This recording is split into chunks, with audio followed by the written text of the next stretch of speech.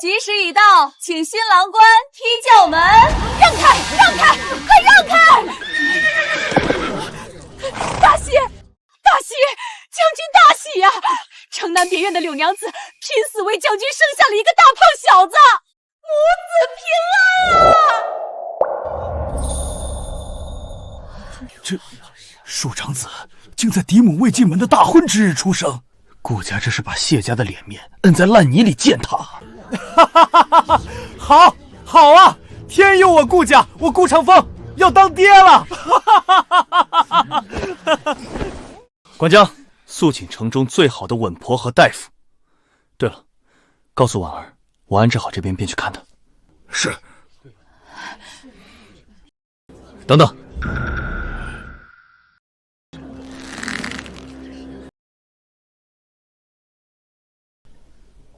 阿宁，婉儿刚从鬼门关走了一遭，你速来端庄大度，先在轿中歇片刻。等我安排好那对可怜的母子，再来踢轿门，迎你做这侯府唯一的当家主母。轿子还是这顶轿子，长街还是这条长街，顾长风的话术还是这3句，这一切都和上一世一模一样。老天爷竟真的让我回到了大婚这一世。上一世，我顾念着与顾长风青梅竹马的情分，生生咽下了这口恶气。我以为我的大度能换来他的敬重，结果换来的却是刘婉儿觉得我好欺负，开始栽赃污蔑我。而顾长风永远只选择相信他那几滴眼泪，因为刘婉儿给顾家生了男孩，所以顾老太君明知道是刘婉儿的污蔑，却冷眼旁观。最后，我在这暗无天日的后院里郁郁寡欢，含恨而终。顾长风，这一世我不会再忍了，我倒要看看今日你打算怎么收场。快，我们走。等等，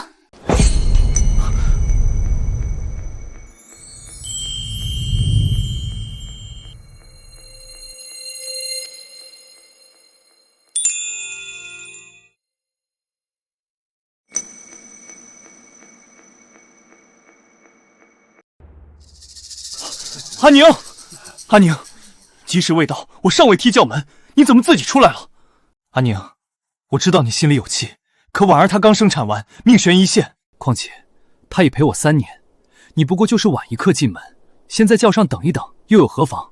你若是因为婉儿这点小事就闹起来，岂不是叫人看了笑话？快回去。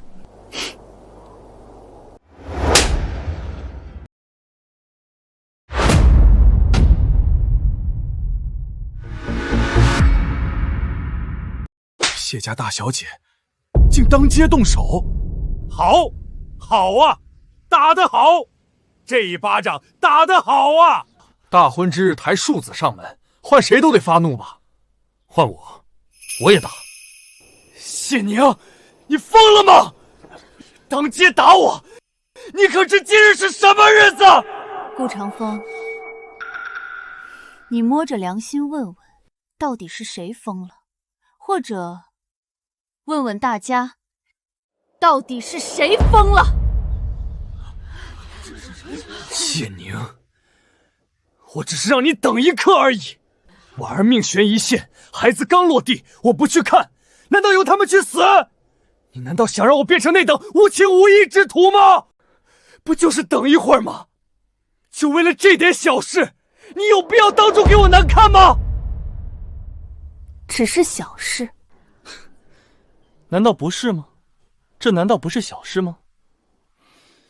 谢宁，难道你这10几年的端庄大度，难道都是装出来的吗？装出来的。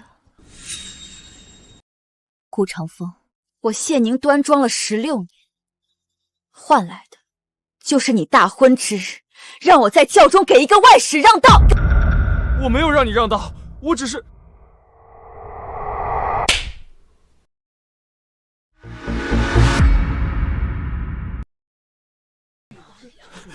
谢宁，你竟敢再打我！打你，我打的就是你。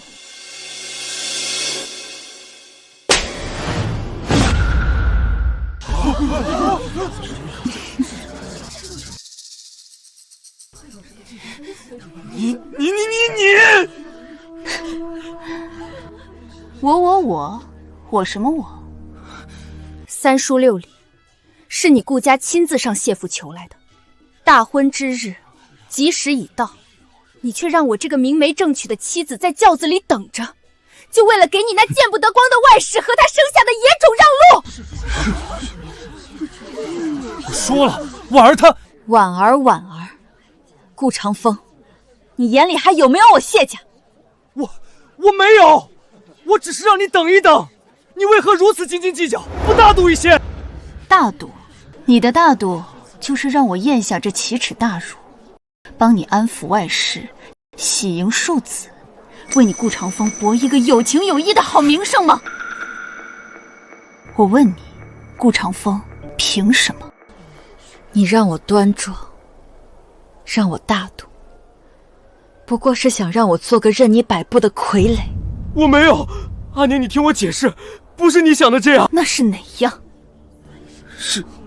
是，我知道了，是我谢家3代忠烈，比不上你那外室一滴眼泪，没错吧？顾长风，你知不知道，今日我若忍了，明日满京城都要笑我谢家。你让我谢家从今往后还怎么在京城抬头？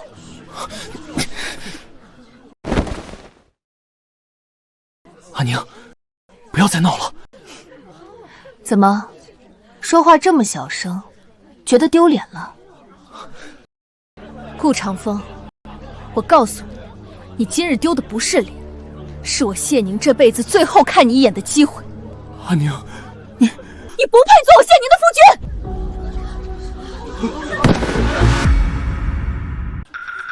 威远将军竟被一个女子逼到如此地步，真是闻所未闻。逼，这叫自作自受。谢家大小姐句句在理，哪一句说错了？就是，大婚之日自己搞出这种丑事，还指望谢小姐忍气吞声，真当谢家是好欺负的。阿宁，你真好看，等我长大了，一定娶你做我的新娘。请伯父将阿宁许配给我，长风此生定不负她。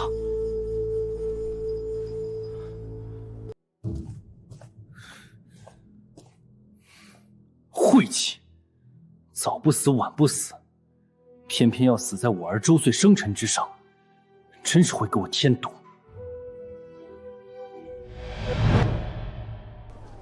阿宁，春华，小姐，把喜帖拿过来。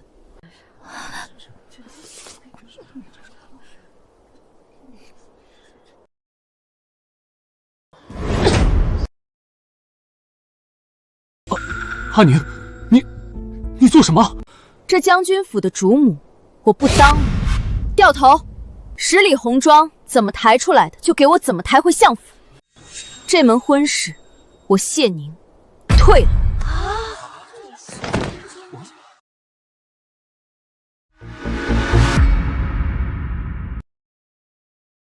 退婚？他说退婚？天爷！皇城根下，迎亲到门前退婚，活该！顾长风这是自作自受，换我家闺女，我也退。谁受得了这窝囊气？阿宁，阿宁，你等等，不能退，这婚不能退！撒手！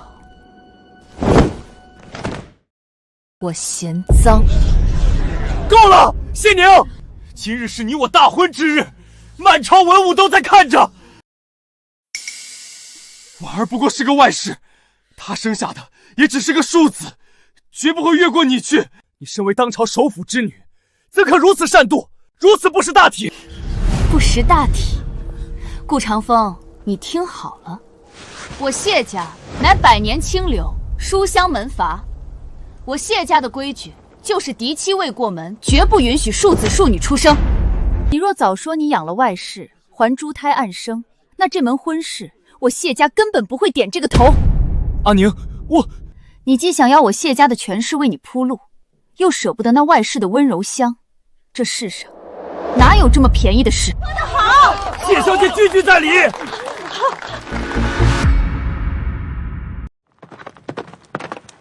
是魏远老将军，老将军竟然在这个时候回京了，也正常，毕竟独子大婚，老将军怎能不回京？成何体统？父亲，您怎么回来了？这到底是怎么回事？父亲，是谢宁他不肯进门，还打我，就为了一点小事。婉儿孩儿只是想……逆子，给老夫好好说话。老将军，我来说吧。我，谢宁，要退婚。他当着老将军的面说退婚，疯了，真是疯了！那可是顾真北啊！谢家大小姐的胆子比天还大，不畏强权，敢爱敢恨，奇女子，当真是奇女子。谢家大丫头，好大的威风！我顾家3代戍疆，浴血奋战，为国立下汗马功劳。今日你当街退婚，可知会寒了多少边关将士的心？老夫敬你父亲是当朝首辅，平日里处处礼让，可你今日若不进这将军府的门，就是不给我顾家面子，不给皇上面子，更是不给天下将士面子。阿宁，我父亲说的对，你就别再胡闹了。只要你现在乖乖进门，今日之事我便既往不咎。这将军府主母之位，依旧是你的。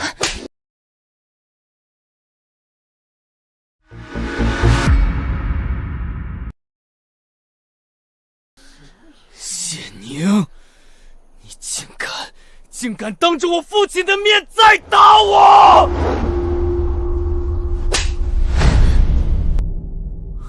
你疯了！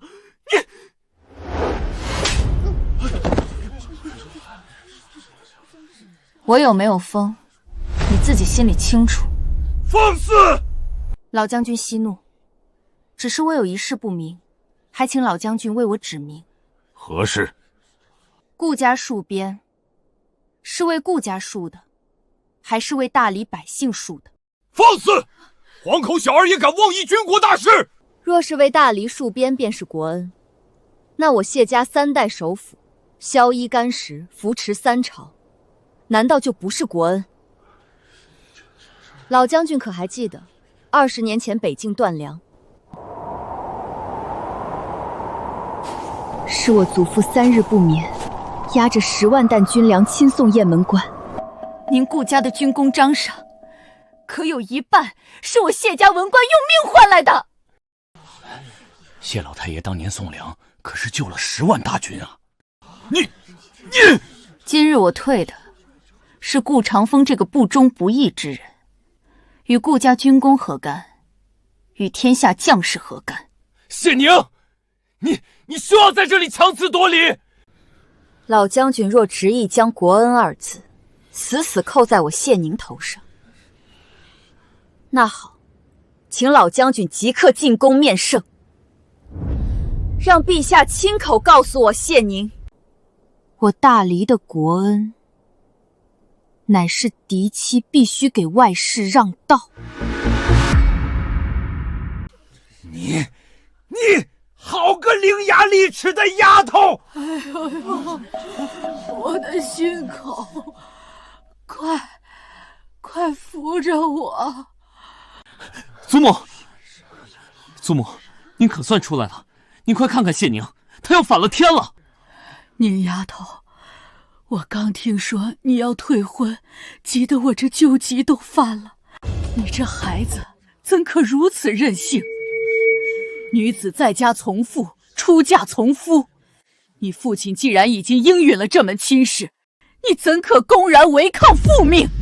女诫有言，妇德为先，不妒为贵。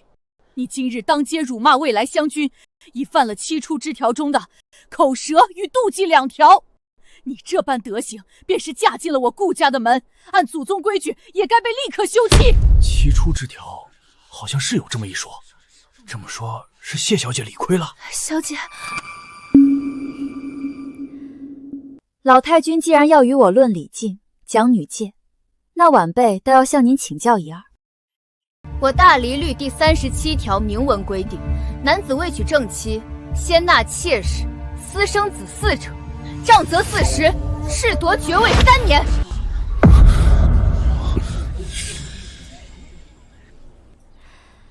老太君，这一点你可认？再说您刚才提的7出之条，无子淫逸、不是舅姑、口舌盗窃、妒忌恶疾，可您孙子顾长风停妻再娶之心已现，欺瞒岳家，私养外室，桩桩件件铁证如山，按我大离律明文规定，此乃夫之妻契。我谢您，今日就以夫不义为由，主动退婚，合规合法，谁敢说半个不字？还愣着干什么？还不快去把人拦下！阿宁，求你别走！松手！阿宁，我知道错了，我真的知道错了，你原谅我这一次好不好？我保证以后绝不再犯。顾长风，我让你松手！我不松！阿宁，我只是犯了一个全天下男人都会犯的错而已啊！呸！真不要脸！自己养外室，还扯上全天下男人。阿宁，我们之间可是有16年的青梅竹马情谊呀，你难道忘了我们从小一起长大的点点滴滴吗？阿宁妹妹，以后我天天陪你放风筝。长风哥哥，你真好。阿宁，我会护你一辈子，绝不让你受半点委屈。谢宁，你这个妒妇，我都已经让你当主母了，你还想怎样？你为什么就是跟婉儿过不去？16年的青梅竹马情谊，真是可笑至极。阿宁，在你决定上演今日这出戏的时候，我们之间所谓的情谊就已经散了。顾长风，我再说最后一遍，给我松手！不是的，阿宁，你听我解释，这出戏不是我谋划的。巧合，今天所发生的一切都只是巧合而已。我发誓，我根本没想到婉儿会在今天生产，我真的不知道啊。就算不是你谋划的，那也是你纵容的。刘婉儿不过一个平民罢了，无权无势。若不是你平日里对她百般纵容，给她撑腰，就算她真的在今日生产了，也决然不敢派那婆子来正门报喜。顾长风，松手！我不松！阿宁，你不要这么绝情好不好？这是你自找的。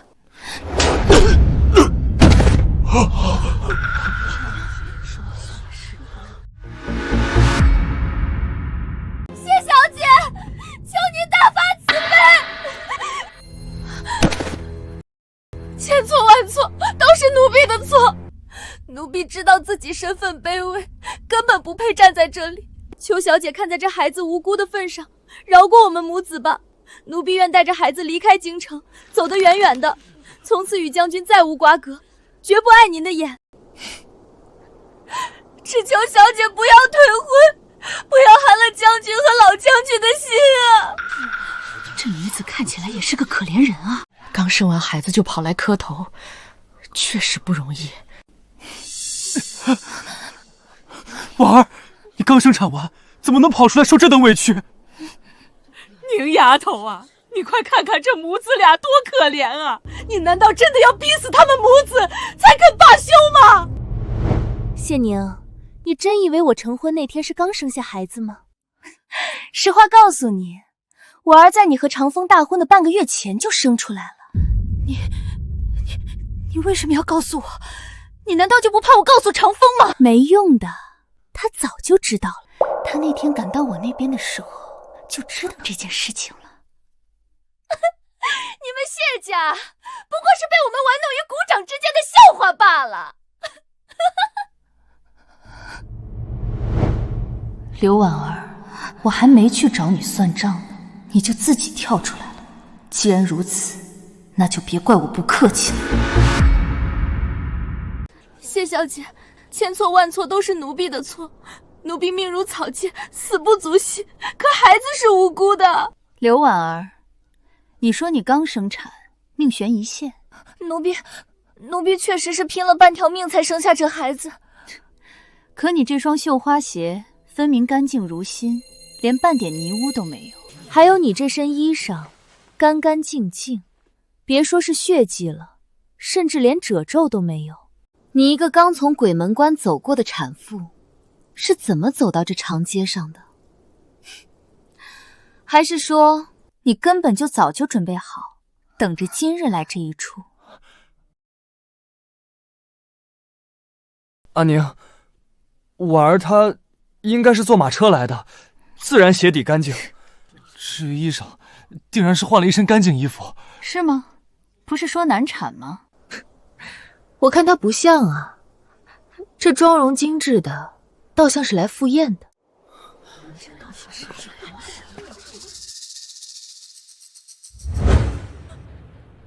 不要！这孩子怎么看都不像是刚出生的吧？少说也出生半月了吧？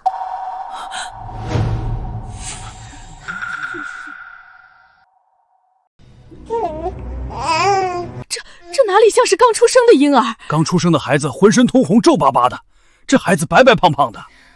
刘婉儿，你这大婚之日诞下灵儿的戏码，演得未免太刻意了些。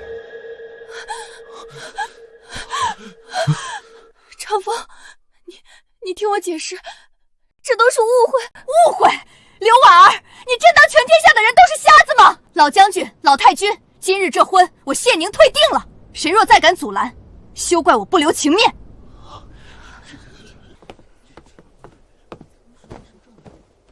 起轿，回府。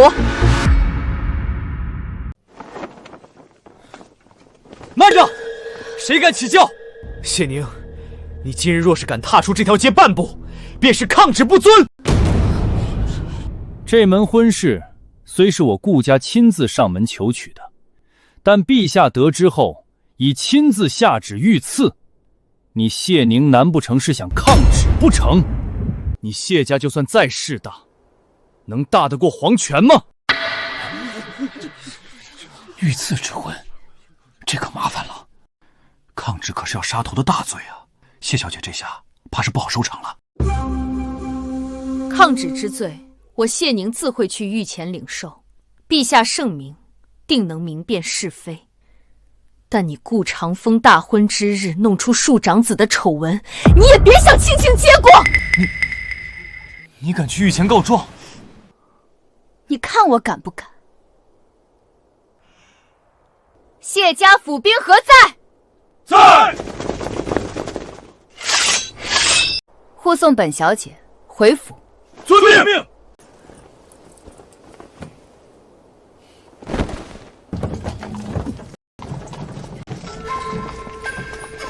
谢宁，你会后悔的！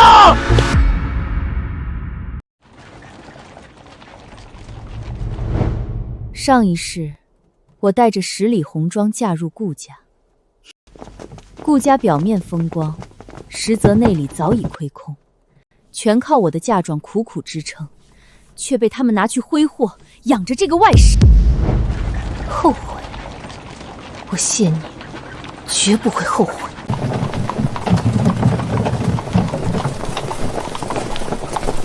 这威远将军府今日算是把脸丢尽了。没了谢家的家住，看着顾家以后还怎么摆阔。就是，连个外室都管不住，还想娶首府千金？做梦去吧！顾长风这下可是赔了夫人又折兵啊！散了散了。畜生！啊！父亲，你听我解释啊！看你干的好事，我顾家100年清誉全毁在你手里了！我杀了你！老将军息怒了，千错万错都是婉儿的错，求您别打将军了。老太君晕倒了，快来人啊！造孽呀！我顾镇北一世英名，怎么生出你这么个蠢货？怎么会这样？不应该啊！为什么阿宁不忍一下？他忍一下，就不会有这么多事了。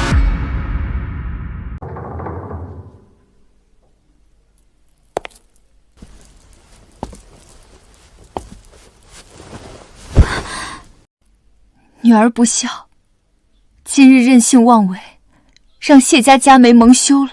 蒙羞的不是谢家，是那个不知天高地厚的顾家。我谢渊的女儿，宁可终生不嫁，也绝不与那等宠妾灭妻的下流做派同流合污。我的乖女儿，你受苦了。那顾家简直欺人太甚，退得好，这婚咱们不结了。小妹，你做得对，那种道貌岸然的伪君子根本配不上你。你放心，咱们谢家有的是银子，就算你一辈子不嫁呀，大哥也养得起你，保你一生荣华富贵。顾长风那个王八蛋，竟敢如此折辱小妹！我现在就带去平了那破将军府，替你出这口恶气。爹、娘、大哥、二哥，阿宁，是为父对不住你。当初顾家求亲极为热切，加上陛下御赐婚约，为父虽有疑虑，却也不便深查。如今想来是为父大意了。您别这么说，这不怪您，我的心肝儿，你别哭啊！为了那种狼心狗肺的东西流泪，不值得啊！是啊，小妹，你别哭，京城里的好男儿多的是，明儿大哥就给你挑个更好的。小妹，你别哭了，我这就去把顾长风抓来给你磕头赔罪。爹、娘、哥哥们，你们误会了，我不是因为那顾清风而落泪，我只是觉得庆幸，庆幸我生在谢家，庆幸我能有你们这样的家人。傻孩子，咱们是一家人，不说两家话。不行，小妹不能白白受辱。顾长风那个庶子，真以为凭他打了这场胜仗，就能把我们谢家踩在脚下？他去年的冬衣粮草，他军中的战马补进，哪一样不是我们谢家暗中牵线搭桥？不行，我这就去点旗进军。顾长风不好动，但那刘婉儿就不一定了。小妹，二哥，我现在就去端了那个什么狗屁城南别殿。二哥，不可鲁莽。小妹，二哥，杀一个上不得台面的外室，只会脏了我们谢家的手。若是现在动用禁军，反倒落了别人口实，说我们谢家仗势欺人。对付顾长风这种自命清高的武将，要打就要打断他的脊梁。阿宁，你打算怎么做？他不是一直自诩战功赫赫，看不起我们这些世家做派吗？大哥，传信给江南和塞北的商会，从今日起，凡是谢家门生故旧名下的商号，不给他们威远军半分优待。顾长风军中所需的商药、皮革、粮草，全部以市价3倍卖出，且概不赊取。好，釜底抽薪，这招妙极，我这就去办，定要让那顾长风知道厉害。父亲，朝堂上的事就要劳烦您了。阿宁放心，为父知道该怎么做。明日早朝，我会让顾长风和那顾老头知道，什么叫文臣的笔胜过武将的刀。阿宁，你长大了，有勇有谋，娘真为你骄傲。娘，这都是爹娘教导有方。顾长风，顾家，前世今生，你们欠我的，我要你们连本带利的还回来。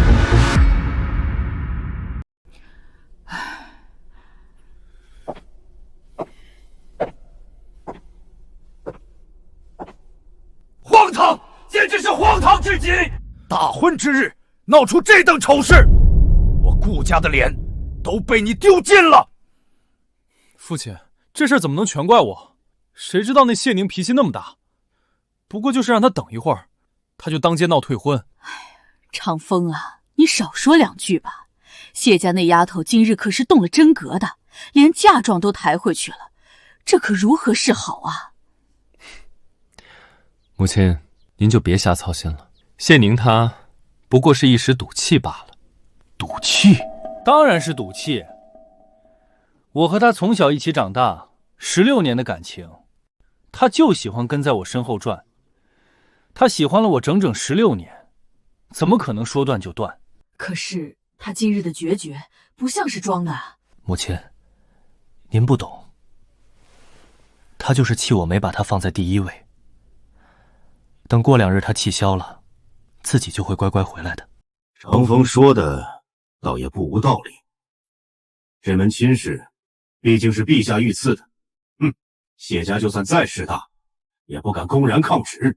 父亲英明，谢宁今日闹这一出，无非是想给我个下马威，想让我以后在将军府里处处让着他。行了，都别吵了。不管怎么说，今日之事确实是我们顾家理亏。镇北啊，谢家毕竟是首府门第，咱们也不能把关系闹得太僵。母亲的意思是，过上2日，等谢家的气消得差不多了，长风，你备上厚礼，亲自上门去赔个罪。祖母，凭什么要我去赔罪？你还敢顶嘴？若不是你惹出这等祸端，何至于此？孙儿知错了。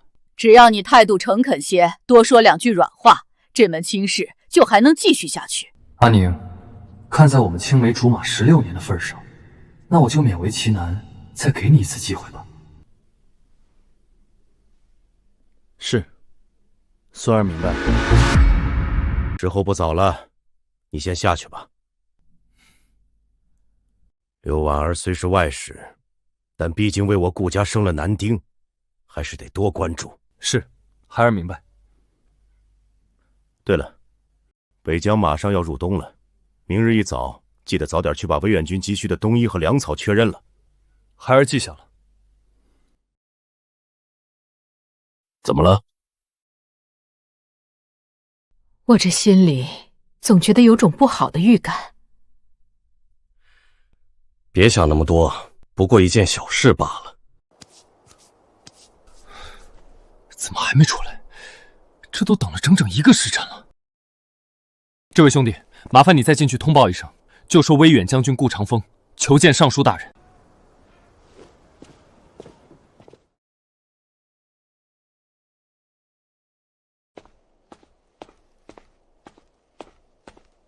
顾将军，尚书大人正在处理公务，让您再等等。还等？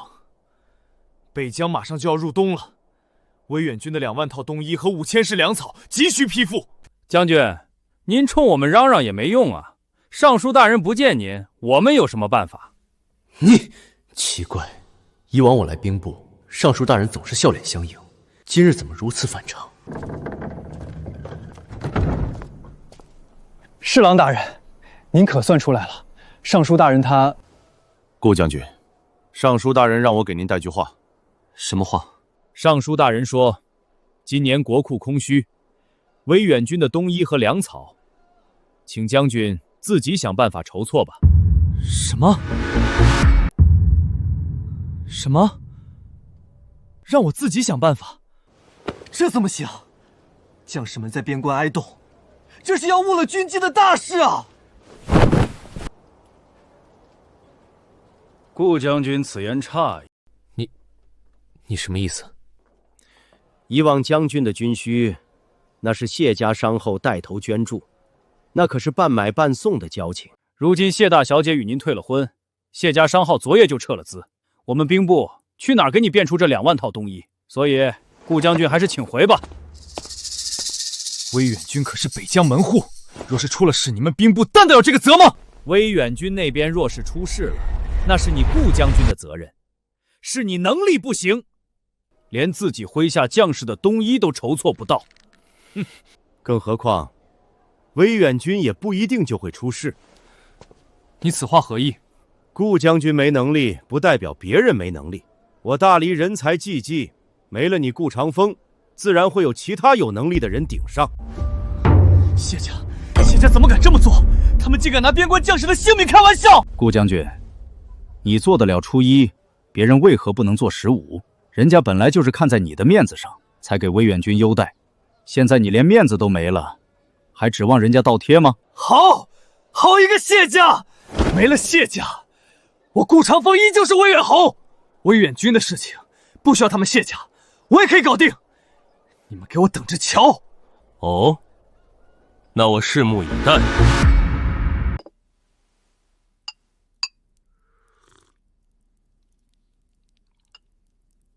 大人，下官有一事不明，说咱们就这么故意折腾威远将军，是不是不太妥当？有何不妥？顾家毕竟手握重兵，老将军顾镇北更是战功赫赫，咱们这么做，岂不是平白无故得罪了人？得罪？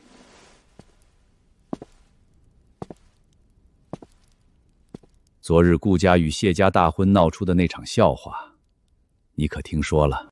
下官听说顾长风大婚之日外室生子，谢家大小姐当街退婚。可是大人，这顾谢两家的恩怨与您有何关系？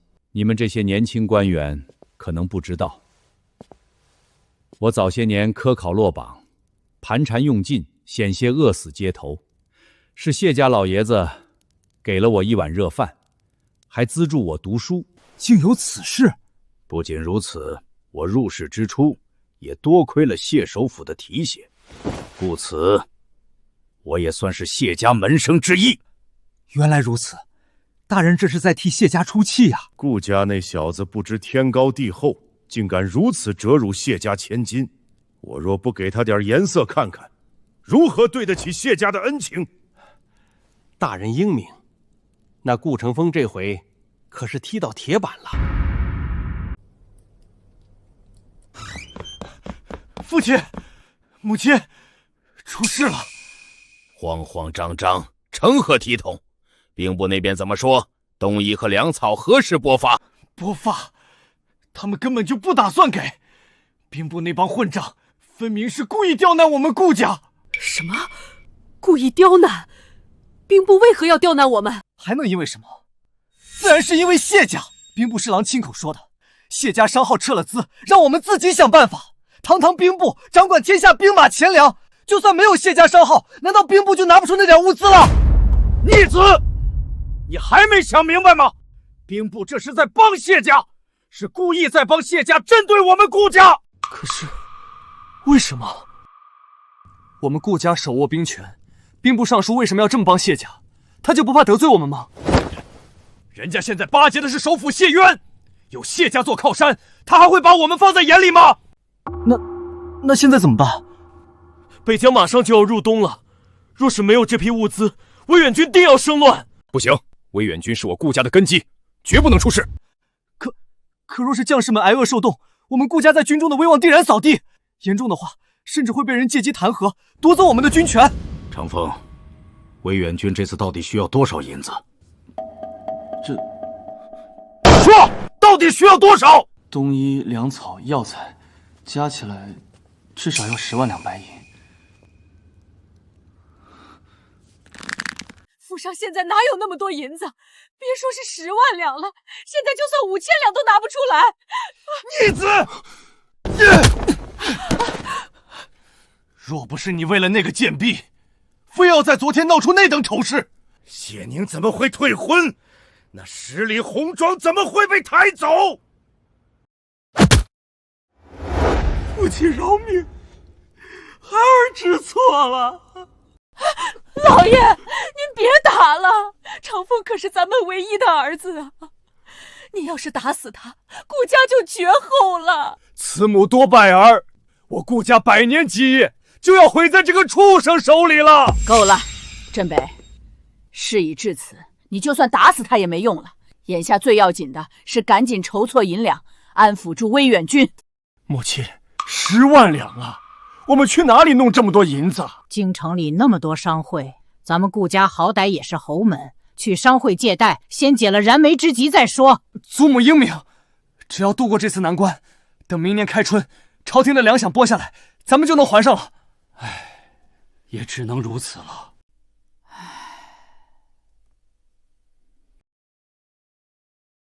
你还不快滚去办！若是借不到银子，你就别回来了。是，孩儿这就去。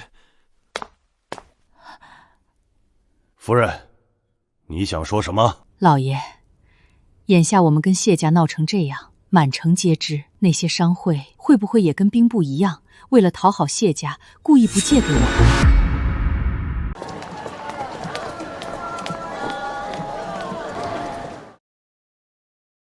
去，告诉你们王掌柜，威远将军顾长风亲自登门，要谈一笔10万两的军需大生意。哎呦，是顾将军大驾光临，快里面请，小的这就去叫我们掌柜的。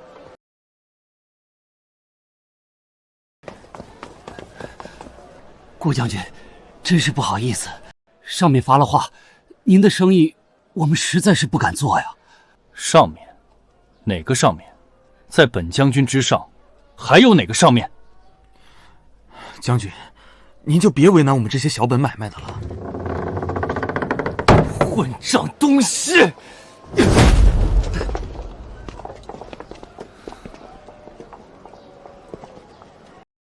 李掌柜，本将军要借贷，你这是什么态度？顾将军，您连结发妻子都能在大婚之日当众羞辱，我们这些做买卖的可不敢信您的人品。万一您哪天不高兴了，我们的钱岂不是打了水漂？这不是那个大婚之日闹笑话的顾将军吗？是啊，听说被谢家夏小姐当场退婚了，活该。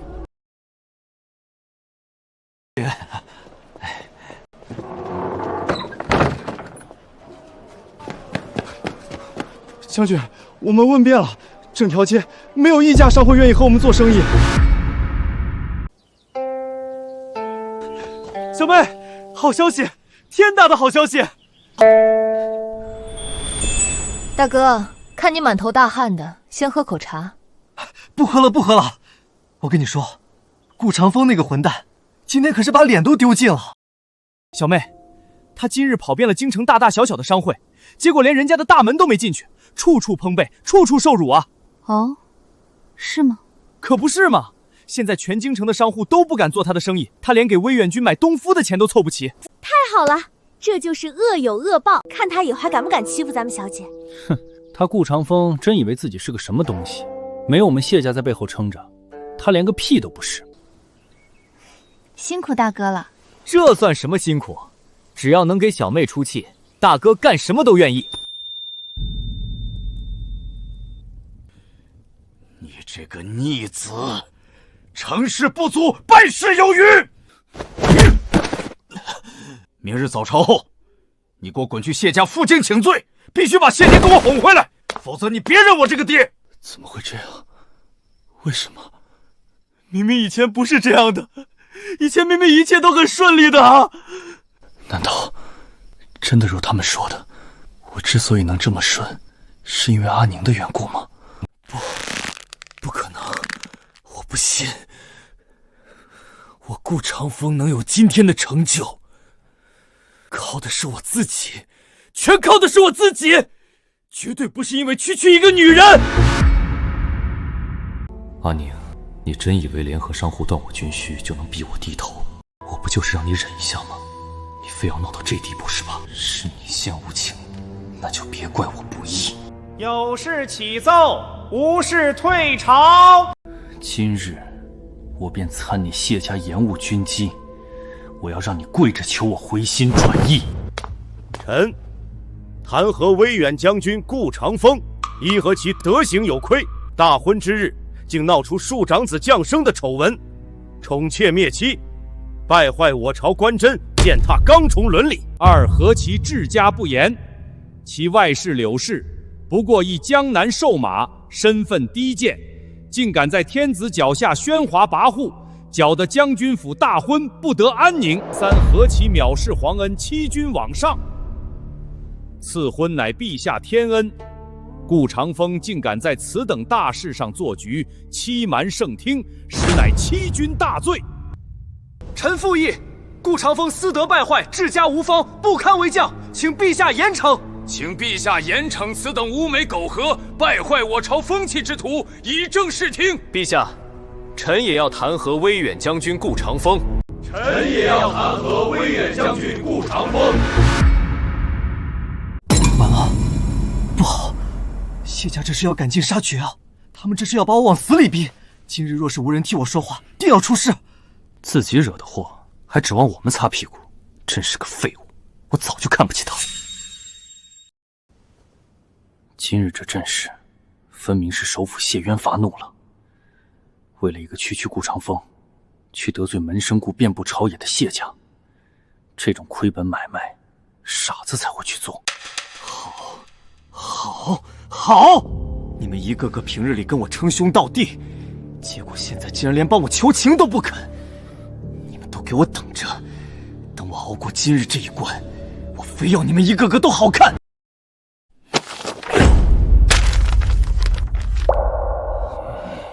顾长风，臣在。本想借着这场联姻成就一段佳话，可如今你闹出这一出宠妾灭妻的丑事，你不仅是狠狠打了谢家的脸，更是把朕的脸面放在地上踩。陛下息怒。顾长风，你还有什么话可说？陛下明鉴，臣只是一时糊涂，臣绝无欺君之意啊！求陛下开恩，求陛下开恩啊！一时糊涂，大婚之日闹出庶长子，你这叫一时糊涂？你当朕是3岁孩童吗？陛下，臣知错了，臣知道错了，求陛下开恩啊！臣为大离国戍守边关多年，臣没有功劳也有苦劳啊！求陛下看在臣往后鞠躬的份上，网开一面吧！我等武家恃才傲傲，居功自傲，历来是帝王大忌。这顾长风简直是在找死，真是个蠢货。幸好刚才没有站出来为他开罪，蠢货竟敢在陛下面前居功自傲。陛下，顾将军确实劳苦功高。谢元竟然会替我说话。对了，定然是看在我与阿宁青梅竹马的份上。是啊，陛下，您明鉴啊！真是个蠢货。但古人云：“一屋不扫，何以扫天下？”顾将军连后宅都治理得乌繁瘴凑，大婚之日，竟能让一个低贱的外室生事。陛下，若将数万大军交于此等心智不坚之人，战时外贼以女色诱之，将军岂不要误国误民？高，实在是高！首辅大人此言，直接将家事上升到了国事，这才是杀人不见血的手段。好险，幸亏刚才没替他说话。谢元这老狐狸太狠了！你血口喷人！陛下，臣对大离忠心耿耿，绝不会受女色诱惑呀！谢爱卿所言极是。传朕旨意，威远将军顾长风德行有亏，不堪大任，褫夺其少将军封号，降为从四品名为将军。不，陛下不要啊！收回威远军兵符，交由兵部重新调度。完了，全完了！兵权被夺，我在威远军中再无绝对话语权了。从4品闲职，我彻底跌出核心武将圈子。发封3年，闭门思过3月，没有朕的旨意，不得踏出将军府半步。陛下，臣知错了，求陛下收回成命啊！顾长风，这只是个开始，你敢辱我女儿，我便要你生不如死。谢爱卿，这桩婚事毕竟是朕亲口应允的，是朕对不住你。臣惶恐，让陛下操心了。谢家世代忠良，朕绝不能让谢家受此委屈。再传朕一道旨意：顾氏无状，惊扰谢家千金，着令顾家拿出城东10间旺兔，城外500亩良田，并库银5万两，送往谢府以作赔罪。10间旺铺，500亩良田，5万两白银。顾家本就家底摊薄，这一刀下去，相当于当众抄了顾家的根基啊！顾家完了，3代之内绝无重新崛起之机。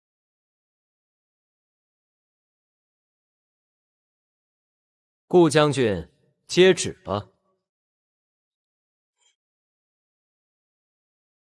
臣遵旨。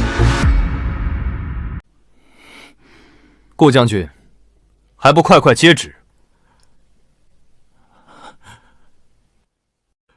臣接旨。吾皇万岁万岁万万岁！顾老将军，陛下可是念在您往日的进宫上，才留了情面，您可得好好管教管教令郎了。完了，全完了！我顾家3代人浴血奋战才换来的威远军兵权，就这么没了，全都没了！5万两白银，10间旺铺，500亩良田，这是要抽干我们顾家的血呀！咱们以后可怎么活呀？造孽！真是造孽啊！我顾家的基业算是彻底毁了。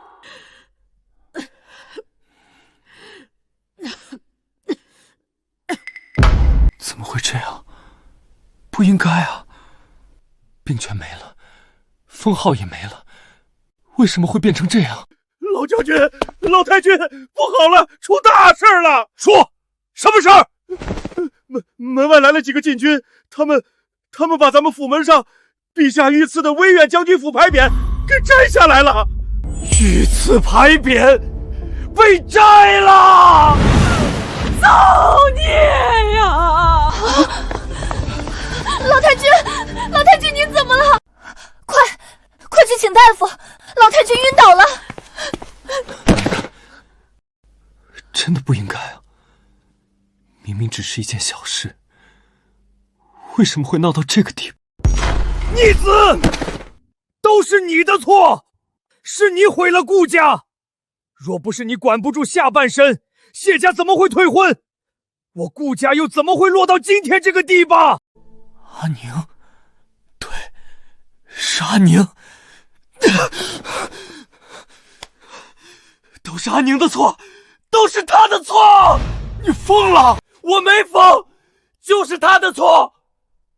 阿宁，你为什么要这么绝情？你那天要是忍一下，就不会有这么多事情了。明明你忍一下就行了，你为什么不忍？为什么？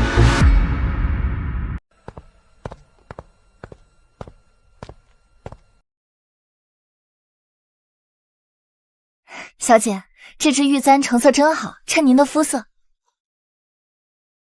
包起来吧。好嘞。阿宁，你终于出府了。顾将军，请您自重，我家小姐与您已无瓜葛。滚开！主子说话哪有你插嘴的份儿？顾长风，光天化日之下，你想发什么疯？我发疯？阿宁，你摸着良心问问，到底是谁疯了？16年，我们16年的青梅竹马情谊，你竟然为了那么一点小事就把我往死里逼！小事？阿宁，你笑什么？顾长风，宠妾灭妻，欺瞒圣听，在你眼里，原来只是小事。天下哪个男人不是3妻4妾？我不过是犯了全天下男人都会犯的错，你为何就不能大度一点，非要把事情做得这么绝？大度？你的大度，就是让我谢家沦为全京城的笑柄。什么笑柄？明明就是一件小事，分明就是你们谢家小题大做。这么小的一件事情，你明明只需要忍一下就行了，非要闹这么大。你现在满意了？我顾家被抄了家底，我被夺了兵权，我堂堂威远将军，如今成了全天下的笑话。你谢宁的心肠怎么如此狠毒？这不是那个被退婚的顾将军吗？自己做错了事，还有脸来找谢小姐闹，真是不知羞耻！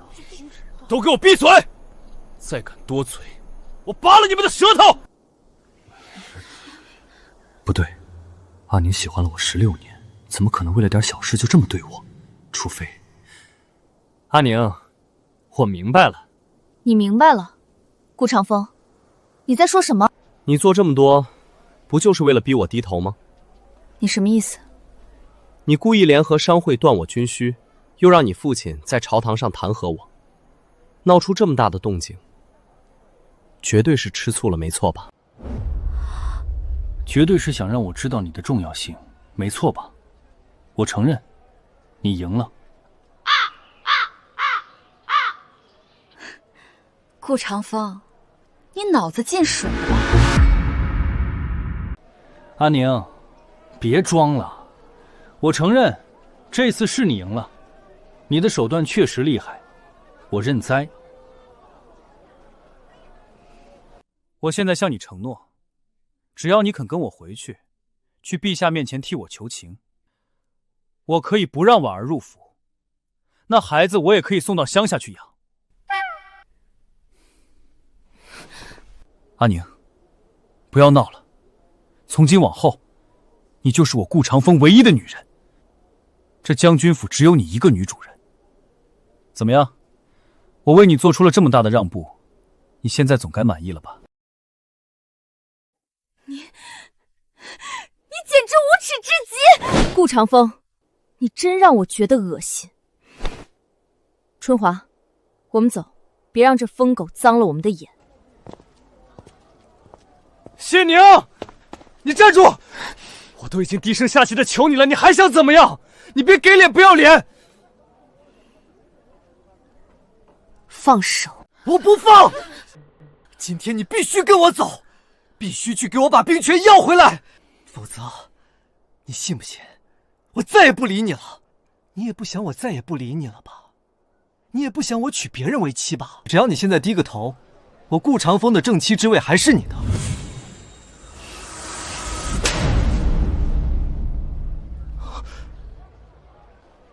我都已经让步到这个地步了，你还想怎么样？这一巴掌是打醒你的白日做梦。顾长风，你给我听清楚了，我谢宁丢掉的垃圾，就算是一条狗捡了，我也绝不会再看一眼。为什么？我都已经承诺只有你一个女人了，你为什么还要这样对我？这正房的景致果然比那见不得光的别眼好上千百倍。谢宁出生名门又如何？这顾家当家主母的位子，终究还是落到了我柳婉儿的手里。往后这顾家的泼天富贵，全都是咱们娘俩的了。去，吩咐厨房，中午给我炖一盅上好的血宴。怎么，我的话你听不见吗？还不快去！少夫人，厨房里已经没有血宴了。没有了，那就派人去买啊！怎么，难道是我不配吗？少夫人，咱们顾府的账房已经空了。空了？这怎么可能？顾府百年基业，怎么会连买燕窝的钱都没有？百年基业，少夫人您之前一直没有被接进府，可能还不知道吧？府上本来一直都是靠谢府那边的资助才能勉强过活，之前又被罚没了5万两库银，还有城东的10间旺铺和城外的500亩良田。如今这府里连1两多余的银子都榨不出来了。你胡说！少夫人，我说的都是真的，连老太君每日的燕窝已经停了整整3日了。府里上下100多口人的月俸也已经拖欠了半个月，还有前几日您给小少爷办满月酒，在天香楼赊的席面前，人家掌柜的今天一早就堵在府门外讨要呢，扬言若是再不给钱就要报官了。咱们府上已经到山穷水尽的地步了。这怎么可能？我费尽心机，难道就争来个空壳子？不可能！将军府怎么会连几千两银子都拿不出？绝对是你这个老东西私吞了！好啊你，竟敢欺瞒主家，看我不让将军扒了你的皮！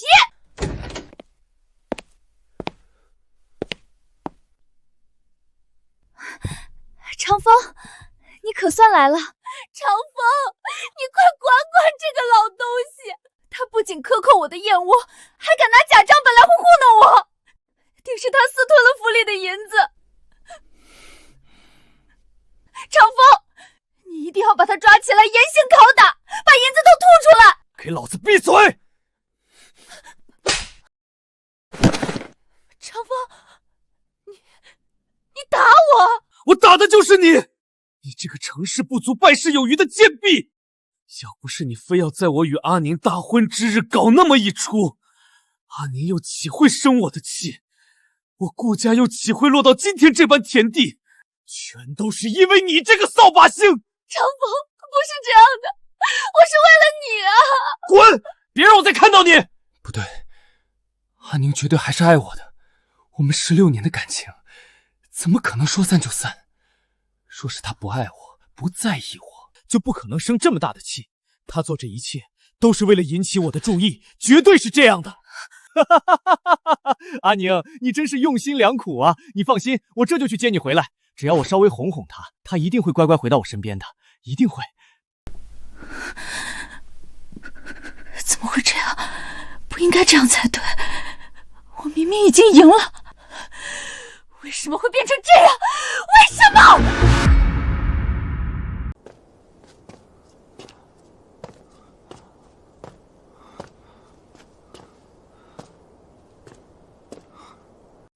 你这个畜生！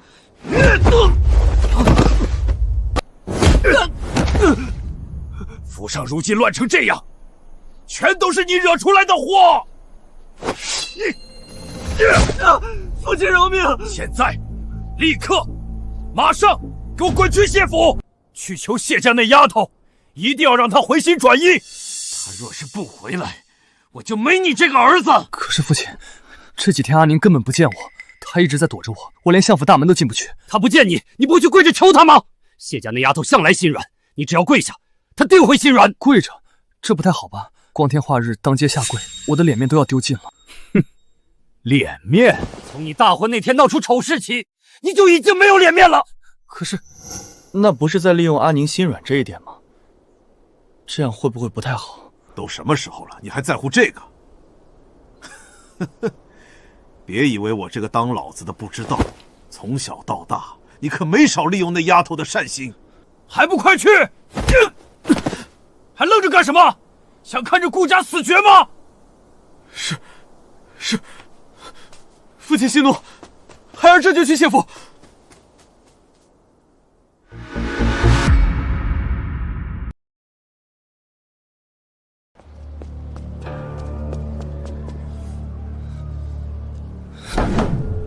站住！相府重地，闲人免进。瞎了你们的狗眼！我是顾长风，快给我让开！我要见阿宁。顾将军，我家老爷吩咐过，顾家的人一律不见。你们算什么东西，也敢拦我？顾将军，顾将军若再敢硬闯，我们可就报官了。宁，我知道你在里面，你出来见我。阿宁，千错万错都是我的错，是我被朱由蒙了心。是我辜负了你，你出来见见我好不好？这不是顾将军吗？怎么跪在相府门口了？还能因为什么？被退婚了，现在后悔了呗？阿宁，只要你肯原谅我，我什么都愿意做。春华，阿宁肯见我了是不是？顾将军，您还是请回吧。我家小姐说了，与您缘分已尽，没什么好见的。不，阿宁一定还在生我的气。你且去告诉他，他若是不出来，我就在这里一直跪着。顾将军，您这又是何必呢？我顾长风说到做到。阿宁1天不出来，我就跪1天；3天不出来，我就跪3天；10天不出来，我就跪10天，直到阿宁肯出来见我为止。那您就慢慢跪着吧。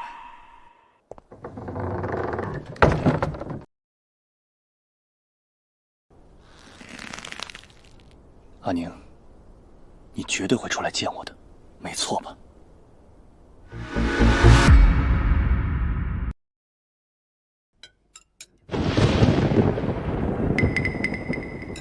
春华，那人还跪着。可不是嘛，那小子跟块茅坑里的石头一样，又臭又硬，从下午跪到现在，也不知道图什么。春华，取伞。小妹，你该不会是心软了吧？是啊，宁儿，外面雨那么大，你身子弱，可别出去了。娘，这不是下雨的事儿。那顾长风就是个小人，他明明知道小妹心善，故意在这里演苦肉计。没错，小妹，那小子就是算准了你会不忍心，故意利用你的善良。这种人不值得你再为他费半点心思。大哥、二哥、娘，你们放心，你们说的这些，其实我都知道，我都明白。我知道他是在故意利用我的心善博取同情。那你为何还要去见他？就让他在外面跪死算了。二哥，他可以死，但不能死在我谢府门口。他跪在我谢府门口，若是真出了什么事，死在我谢家门前，御史台那帮人定会借机弹劾父亲，对我谢家不利。阿宁思虑周全，何况我此番去不是去原谅他，而是要去彻底断了他的念想。省得他总以为自己是天下的中心，自以为是的跑来纠缠不休。我要让他明白，他和我再无可能。好，不愧是我谢渊的女儿，有勇有谋。去吧。原来如此，小妹你早说嘛。那让你二哥陪你去，万一那小子发疯……不用，大哥，我自己就能处理好。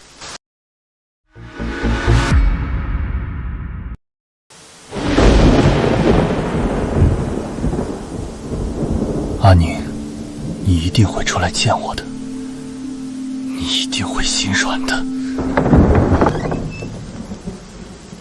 阿宁，我就知道，你心里还是有我的，你终究还是舍不得看我受苦，对不对？顾长风，你别自作多情。阿宁，我出来见你，不是因为心软，更不是因为舍不得，我只是不想让你这条贱命脏了我谢家的大门。阿宁，你怎么能说出这么绝情的话？我都在这里跪了1天1夜了，我连命都可以不要，难道还换不来你的一句原谅吗？原谅，顾长风，你以为你在这里演一出苦肉计，就能抹平你做过的那些龌龊事吗？阿宁，我真的知道错了。只要你肯跟我回去，我保证把刘婉儿赶出京城。后将军府只有你一个女主人，我们重新开始好不好？重新开始？顾长风，你听不懂人话吗？那我就再说一遍，最后一遍。我谢宁丢掉垃圾，绝不会再捡回来。今日我出来，就是要明明白白的告诉你，从今往后，你我恩断义绝，再无半点瓜葛。阿宁，你竟如此冷血无情！我不过是犯了个全天下男人都会犯的错，你为何非要揪着不放？是不是早就移情别恋了，所以才借题发花？我连尊严都不要了，跪在这里求你，你还想怎样？你以前不是这样的，你变了，我没变，我一直都爱着你啊！顾长风，你说这些话，难道就不会感觉到羞耻吗？你口口声声说爱我，可曾想过你跪在这里对我有多不利？你若死在我谢府门前，天下人会怎么议论我谢家？你想过吗？你这么做，不过是想利用我的善良逼我妥协。你若真的爱我，就不会用这种卑劣手段逼我出来。春华，我们走。是小姐。不，阿宁，你不能这么对我！滚开！别弄脏了我们小姐的衣服。顾长风，你若再敢来我谢府门前纠缠，下一次出来的就不是我，而是京兆尹的衙役了。春华，关门。不要！为什么会这样？阿宁，你真的不要我了吗？怎么，府里就真的挤不出一点银子了？我新做的衣裳，连只像样的簪子都配不上了，传出去岂不让人笑话？少夫人，老奴说的是实话。为了还债和府里支出，能当的东西都已经送去当铺了，账上已经1文钱都没有了。这点小事都办不好，不行，我好不容易才当上这将军府的主母，绝不能过这种穷酸日子。对了，我记得府里在城外不是还有几百亩祭田吗？夫人，那可是顾家的祖产，是祭祀用的，动不得啊！有什么动不得的？人都快活不下去了。你现在就去找人，把那些祭田给我卖了，换成银子。万万不可啊，夫人！这要是让老太君知道了，会出大事的。怕什么？现在这个家是我在当，出了事由我担着，你只管去办。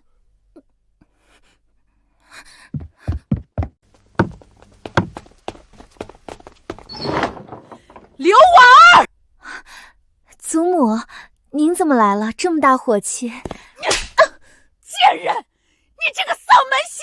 祖母，您为何打我？打你？我打死你这个狐妹子！我顾家长风本是前途无量的少将军，就是因为你这个不安分的狐狸精，非要在大婚之日闹事，如今害得我儿丢了兵权，害得顾家倾家荡产，你居然还敢动我顾家的祭田！我动祭田怎么了？府里都快揭不开锅了，我不卖田，难道要我跟着你们喝西北风吗？你这个不知廉耻的贱妇，我今天就打死你，清理门户！打得好，早就看这个狐狸精不顺眼了。就是，一来就把府里搞得乌烟瘴气，活该！吵死了，一天到晚没个安宁。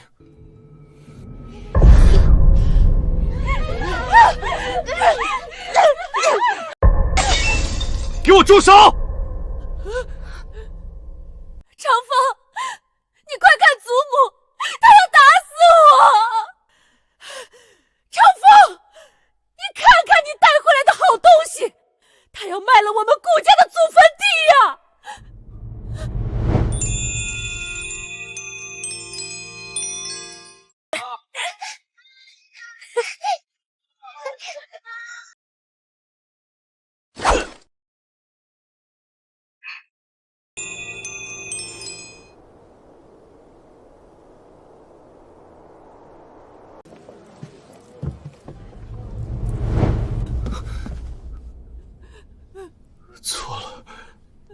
错了，我竟然为了这碗令人作呕的馊水，亲手砸了那只无价的白玉碗。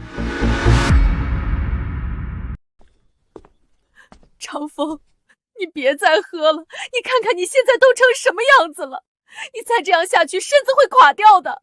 不行，再这样下去，长风的身子真会垮掉的，得想个办法让他重新振作起来才行。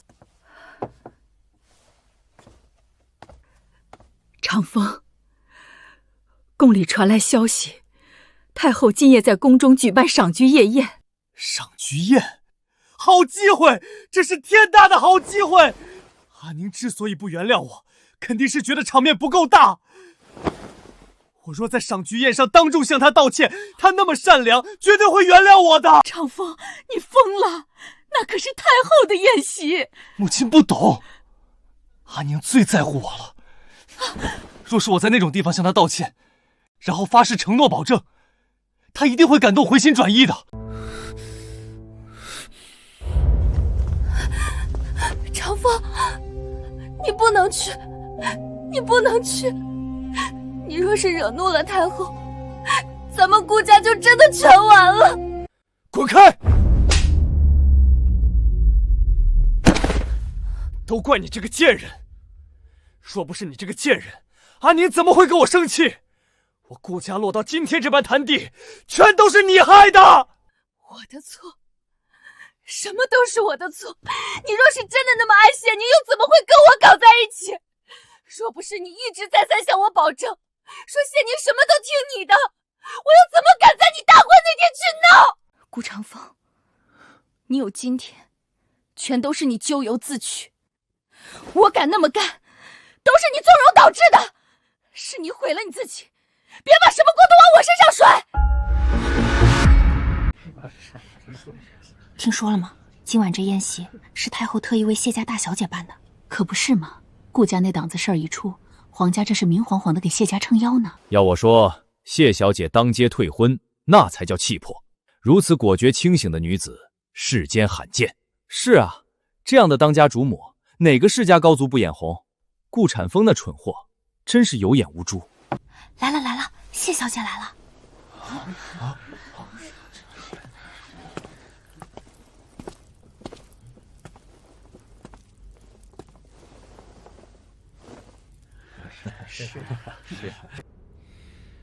六皇子殿下到。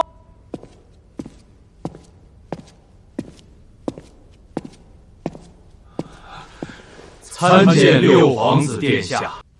孙儿给皇祖母请安。菊儿来了，快到皇祖母身边坐。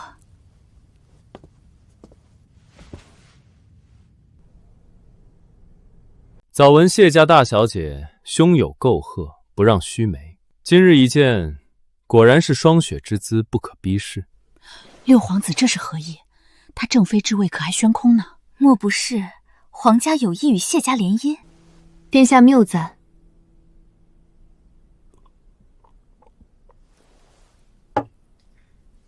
臣女不过是秉持谢家家训，不肯与污泥同流罢了。好个不肯与污泥同流！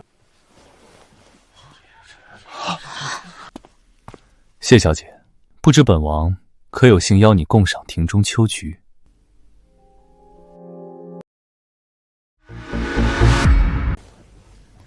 殿下盛情，臣女敢不从命。真是郎才女貌，天作之合啊！谢小姐这般风姿，也只有六皇子殿下能配得上了。好，好啊！哀家看着这满殿的秋菊，都不如你们二人养眼。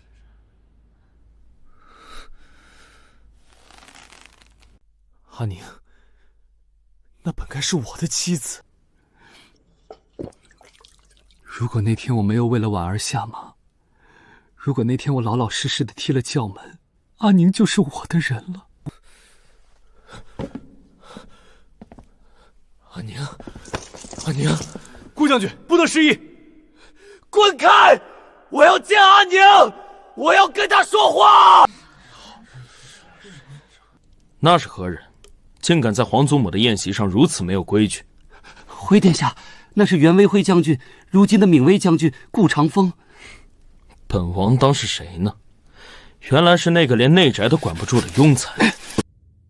来人，顾将军不胜酒力，惊扰了太后，拖下去，扔出宫门。遵命。放开我！你们干什么？放开我！阿宁，阿宁，你看看我，我知道错了。阿宁，我真的一直爱着你啊！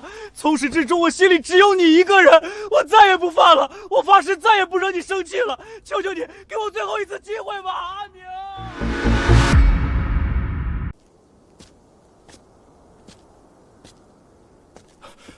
夫人，夫人，又怎么了？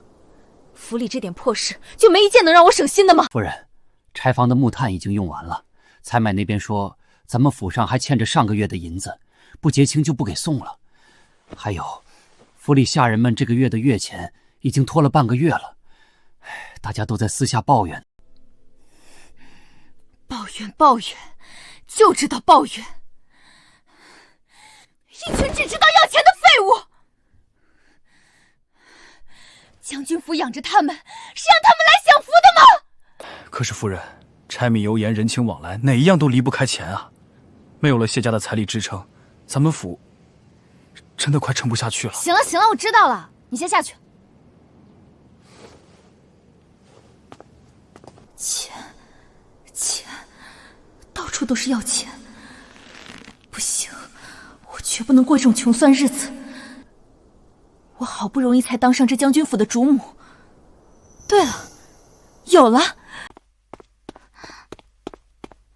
夫人，您要等的人来了，让他们进来。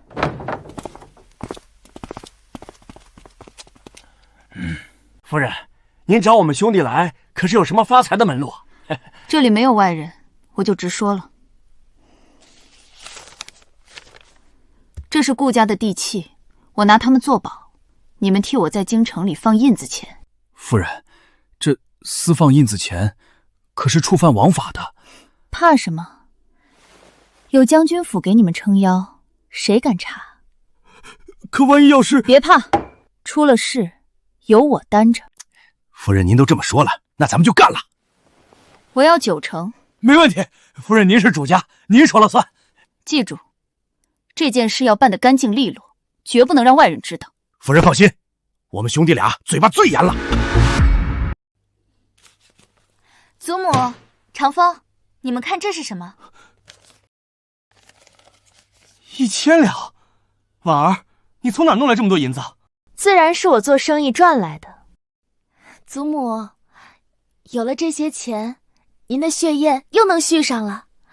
好，好，婉儿真是个能干的。婉儿，你真是我的贤内助。有了这笔钱，府里的亏空就能补上了。这算什么？好日子还在后头呢。长风，我这持家有道的本事，可还入得了你的眼？哈哈哈，入得，太入得了。长风，打开看看。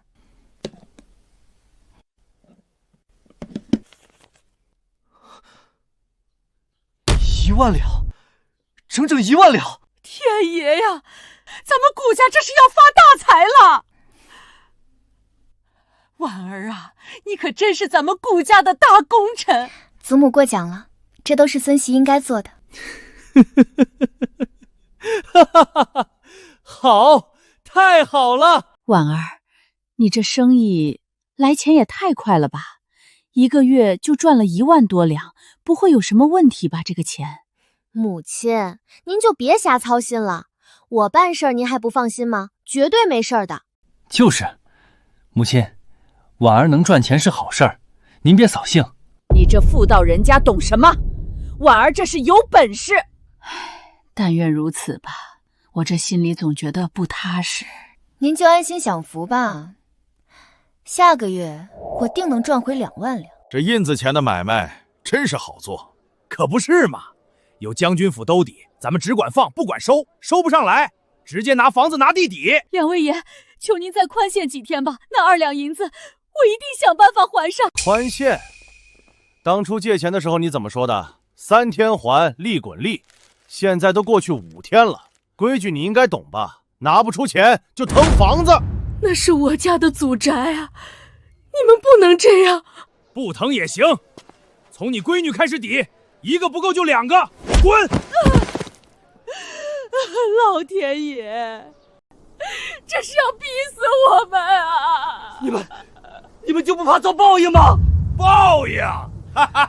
老子身后是威远将军府，谁敢查，谁敢动老子一根汗毛！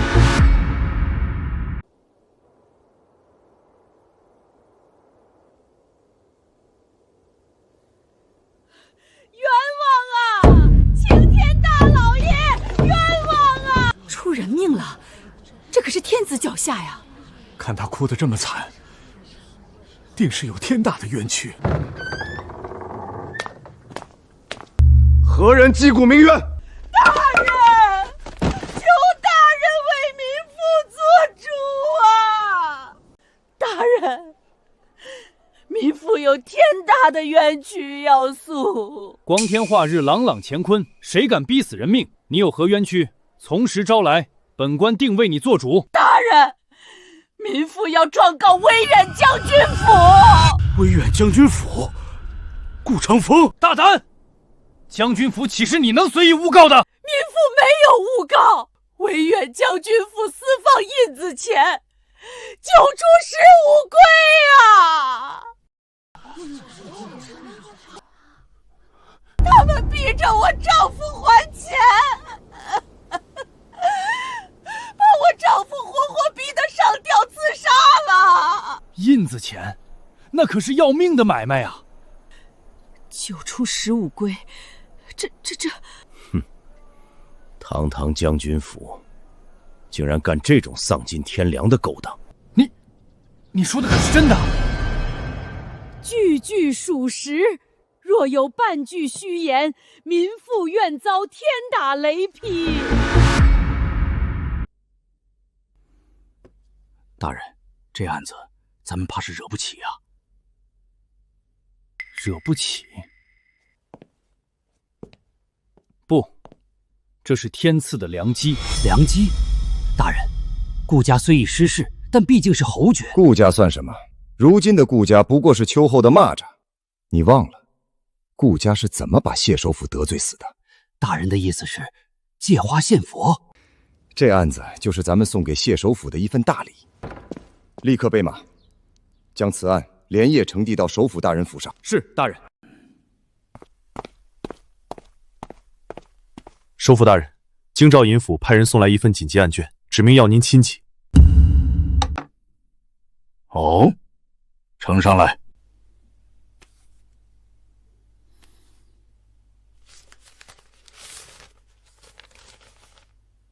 大人，京兆尹那边说他不敢自专，故而……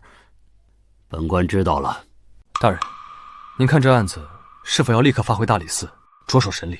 不急，立刻派我们的人去暗中彻查刘婉儿的所有账目。我要知道他放印子钱的本金究竟从何而来，每一分钱的来路都给我查清楚。是，属下这就去办。顾长风，你最好祈祷不要让我逮到机会，否则……首府大人，查到了，全都查到了。说，属下带人查遍了京城所有正经的钱庄和当铺，都没有发现刘婉儿的踪迹。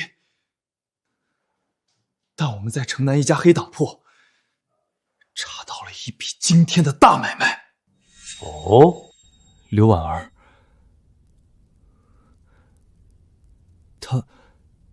他为了扩大放印子钱的本金，似乎偷开了顾家的库房。偷了什么？他将先帝当年赏赐给顾家先祖魏源老将军的那柄翡翠玉如意给死当了。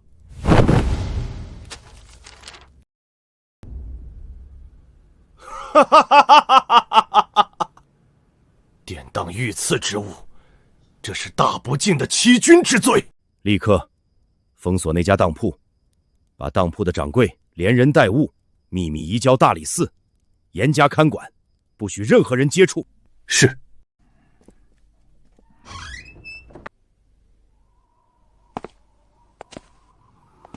顾长风，这一次我要让你永世不得翻身。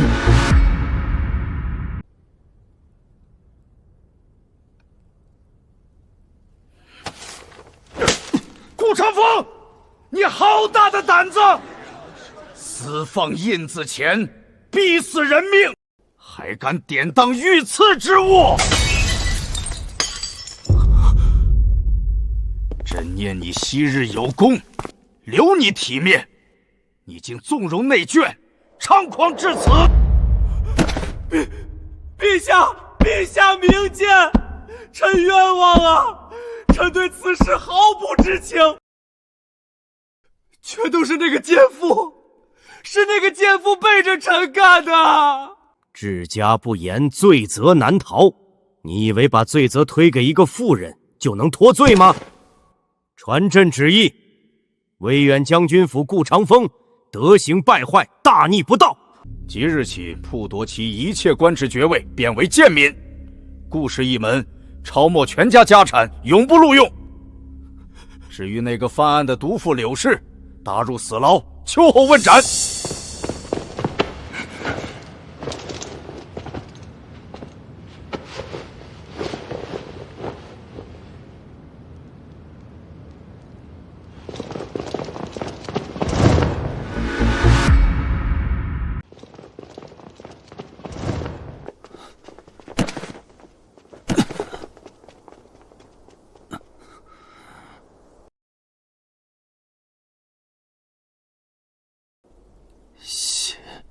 谢渊，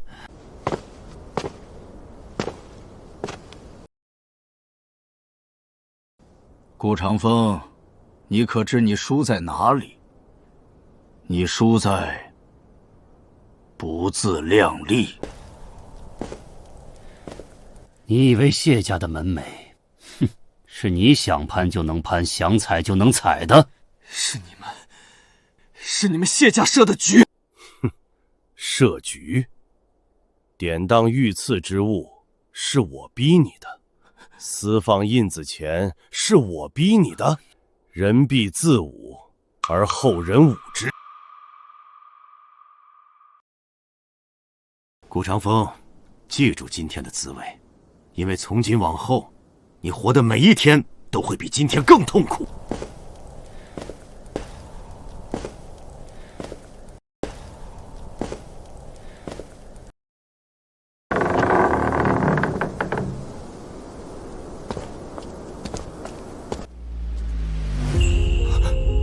阿宁，小姐，无妨。阿宁，你看我现在这个样子，你可解气了。阿宁，我知道错了，真的知道错了。你救救我，看在16年的情分上，再给我一次机会吧，我会好好爱你的。说完了，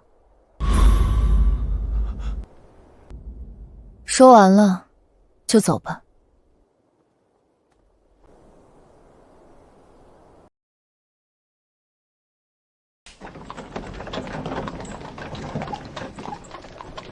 阿娘！你只有1炷香的时间。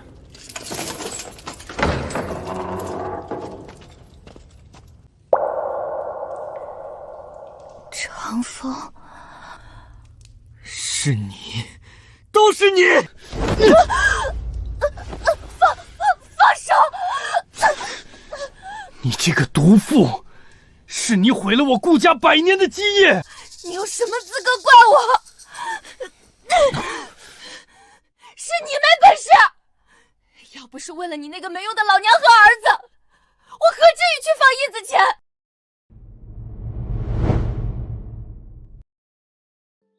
阿宁，你真好看，等我长大了，一定娶你做我的新娘。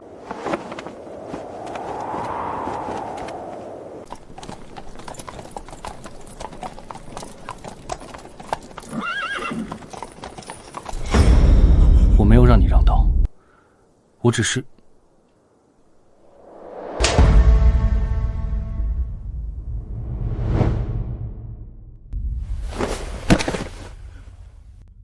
报应，这都是报应啊！我为了你这块烂泥，丢掉了本该属于我的稀世明珠。奉天承运皇帝诏曰：首辅谢渊之女谢宁，端庄淑德，秉性清冷，有皇亲之姿，特赐婚于六皇子萧决，册封为正妃，于明春3月成婚。钦此。臣谢主隆恩。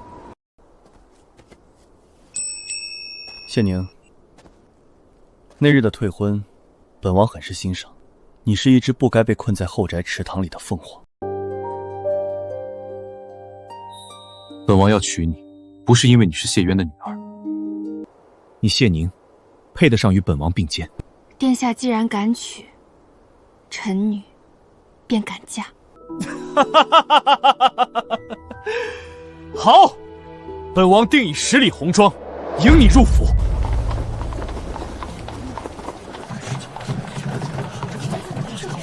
太气派了，这可是近10年来最宏大的一场大婚啊！谢家大小姐真是好福气，这排场比去顾家那次奢华了何止100倍。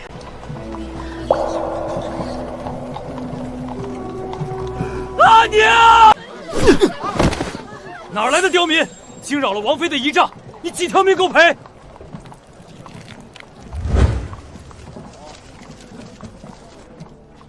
我的都是我的。阿娘，回来！你回来！我的都是我的，是我的。